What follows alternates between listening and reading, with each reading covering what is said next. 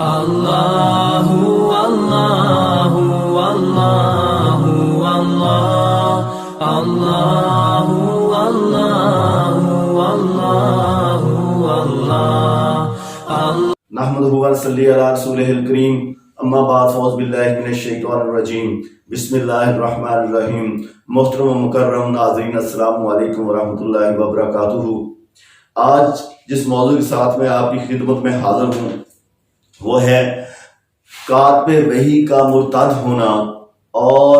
اللہ تعالی کی طرف سے اس کی سزا۔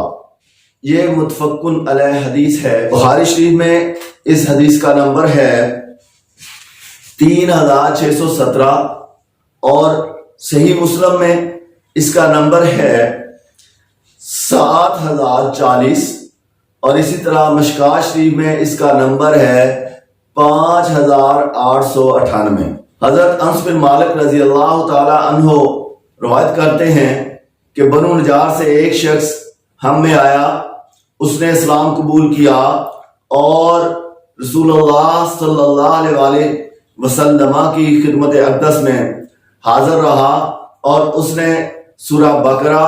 اور پھر سورہ آل عمران سیکھی، یعنی زبانی یاد کی۔ پھر رسول اللہ صلی اللہ علیہ وسلم نے اسے اپنا منشی بنا لیا، یعنی اسے کتابت وحی کا کام لیتے تھے، وہ کتابت وحی کرتا رہا۔ پھر وہ اپنے لوگوں میں جا ملا اور دوبارہ عیسائی ہو گیا، مرتد ہو گیا، اور اس نے جب وہ اپنے قبیلے میں گیا تو لوگوں نے اسے بہت اٹھایا، اس کو بہت اہمیت دی اور وہ کہنے لگا کہ جو میں نے محمد صلی اللہ علیہ وسلم کو لکھ کر دے دیا ہے وہ وہی جانتے ہیں، اس کے علاوہ انہیں کسی بات کا علم نہیں۔ جب اس بات کی خبر مدینہ میں پہنچی تو رسول اللہ صلی اللہ علیہ وسلم نے ارشاد فرمایا، یہ مشکات شریف میں 5898 حدیث نمبر میں آپ صلی اللہ علیہ وسلم نے ارشاد فرمایا، اسے زمین بھی قبول نہیں کرے گی۔ کچھ عرصے بعد اللہ تعالیٰ نے اسے ان کے ہی لوگوں کے درمیان اسے موت دے دی، یعنی اس کی گردن توڑ دی اور وہ مر گیا۔ تو لوگوں نے اس کے لیے قبر کھودی اور اسے دفنایا۔ اگلے دن جب لوگوں نے دیکھا تو وہ اس کی لاش باہر پڑی ہوئی تھی، تو انہوں نے کہا کہ محمد صلی اللہ علیہ وسلم نعوذ باللہ اور اس کے ساتھیوں کا یہ کام ہے، کیونکہ یہ مرتد ہو گیا تھا، دوبارہ عیسائی ہو گیا تھا، اس لیے انہوں نے اس کی لاش کو باہر نکال دیا ہے۔ تو دوسرے دن انہوں نے مزید گہری قبر کھودی اور اس میں اس کی لاش کو دفنایا، تو پھر اس کی لاش باہر پڑی تھی، تو انہوں نے پھر وہی بات دہرائی کہ یہ محمد صلی اللہ علیہ وسلم اور اس کے ساتھیوں کا کام ہے۔ پھر انہوں نے اتنی گہری قبر کھودی جتنی ان کے بس میں تھا، پھر انہوں نے اس قبر میں اس کو دفنا دیا، اور اگلے دن جب پھر انہوں نے دیکھا کہ وہ اس شخص کی لاش سطح زمین پر پڑی ہوئی تھی، تو انہوں نے کہا کہ یہ اللہ کی طرف سے سزا ہے، انہوں نے اسے ایسے ہی چھوڑ دیا۔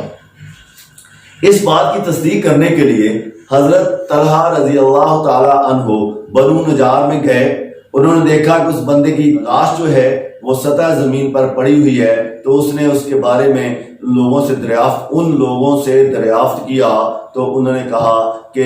اس کو جب قبر میں ڈالتے ہیں تو اس کی لاش باہر پڑی ملتی ہے اگلے دن، تو ہم نے اس کو اسی کے حال پہ چھوڑ دیا ہے۔ تو میرے بھائیو دوستو، حدیث کا اختتام ہوا۔ اس حدیث سے جو سبق ملتا ہے وہ یہ ہے کہ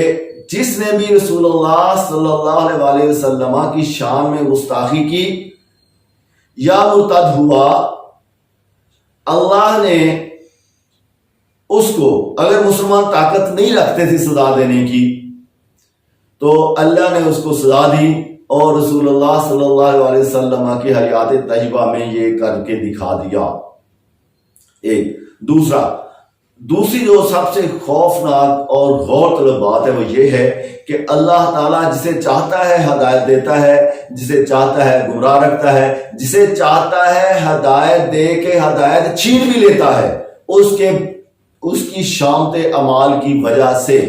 تو میرے بھائیوں، ہمیں ہر وقت اللہ سے ڈرتے رہنا چاہیے، اللہ سے ڈرتے ڈرتے مانگنا چاہیے، اور مانگتے مانگتے ڈرنا چاہیے کہ اللہ کہیں ہم سے ناراض نہ ہو جائے۔ اللہ تعالیٰ مجھے اور آپ کو عمل کی توفیق عطا فرمائے اور ایسے کام ہم سے لے لے جس سے اللہ تعالیٰ راضی ہو جائے۔ وما علینا الا البلاغ المبین۔